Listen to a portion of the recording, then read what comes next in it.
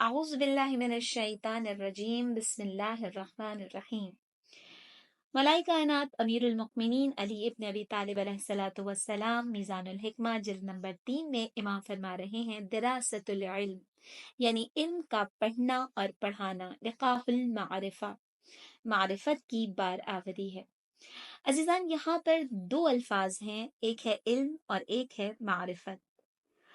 اب دیکھیے یہاں اس ایک جملے میں علم اور معرفت کا فرق بھی سامنے آ رہا ہے، اور معرفت کیسے پیدا ہوتی ہے یہ دستور بھی امام بیان فرما رہے ہیں، اور علم سے جڑے رہنے کی ترغیب بھی دے رہے ہیں، یعنی تھیوریٹیکل اسپیکٹ بھی ہے اور پریکٹیکل اسپیکٹ بھی ہے۔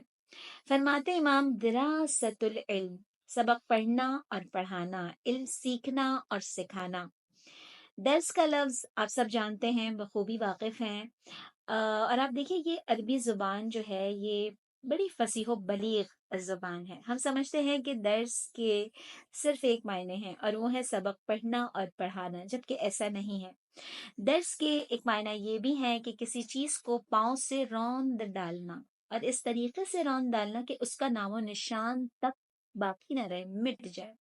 اور درس کے ایک معنی یہ ہیں جس میں پاؤں سے روندنے کی قید نہیں ہے، بلکہ کسی چیز کا مٹ جانا، جیسے آثار قدیمہ ہوتے ہیں وہ منہدم ہو جائیں، مٹ جائیں، یا سیلاب آ جائے، یا زمانہ گزر جائے، یا وقت کا سیلاب گزر جائے اور تمام نشانات بھی مٹ جائیں، تو وہاں پر کہتے ہیں کہ وہ چیز مندرس ہو گئی، مٹ گئی۔ تو اس کے لیے بھی اسی روٹ ورڈ سے کلمہ آیا ہے درسا۔ سبق پڑھنے اور پڑھانے کے لیے بھی درس کا لفظ آیا ہے۔ درس کا ایک صیغہ وہاں پر بھی استعمال ہوتا ہے جہاں ہم فصل کاٹ کر لاتے ہیں، تو جیسے پہلے پرانے زمانے میں یہ ہوتا تھا کہ جانوروں کی ٹاپوں سے، سموں سے روند کر، بالیوں سے، خوشوں سے دانوں کو الگ کیا کرتے تھے۔ آج کل مشینوں کا سہارا لیا جاتا ہے، لیکن وہ جو جانوروں کے پاؤں کے ذریعے سے دانے الگ کرتے تھے اس کے لیے بھی درس کا لفظ استعمال ہوتا تھا۔ جی، یعنی آپ دیکھیے کہ یہ ایک روٹ ورڈ کہاں کہاں استعمال ہو رہا ہے۔ اب سوال یہ ہے کہ یہ درس کا لفظ علمی مباحثے کے لیے آیا تو کیوں آیا؟ اب یہاں پر ساری بحث کو سمیٹ کر ایک جملہ کہوں گی، اور وہ یہ کہ درس کی شان کیا ہونی چاہیے۔ درس کی شان یہ ہونی چاہیے میرے عزیز کہ جب تک اصطلاحات کی شکل میں معلومات حاصل ہوں، ٹرمینالوجی کی شکل میں معلومات مشخص ہوں، اس وقت تک مطمئن نہیں ہو جائیے گا کہ علم حاصل ہو گیا، نہ۔ جب یہ معلومات جزو جان بن جائیں، تحلیل ہو جائیں، رزق روح بن جائیں، تو اسے کہتے ہیں درس۔ وہ دانے جو خوشوں میں ہوتے ہیں، بالیوں میں ہوتے ہیں، اور انہیں کسی مشین یا جانور کے ذریعے سے آپ دانے سے جدا کرتے ہیں، اسے کہتے ہیں درس۔ بالکل اسی طرح علم کا ثمر عبارتوں میں محفوظ ہے۔ عبارتوں سے وہ ثمر نکالنا، لفظوں کے بطن سے معانی کو نکالنا، اور اس کے بعد اسے رزق جاں بنا لینا، اسے کہتے ہیں دراست العلم۔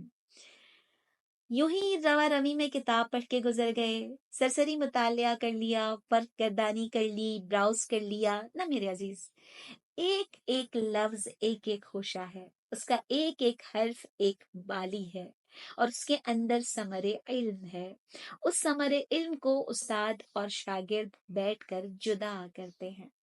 معلومہ لفظ حجاب معنی ہے، استاد اور شاگرد لفظ کا حجاب چاک کر کے نگار معنی کو قابل دیدار بنا دیتے ہیں۔ اس کا نام ہے دراست العلم۔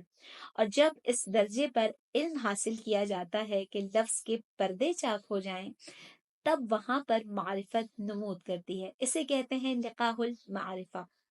وآخر دعوانا ان الحمد للہ رب العالمین، والسلام علیکم ورحمۃ اللہ وبرکاتہ۔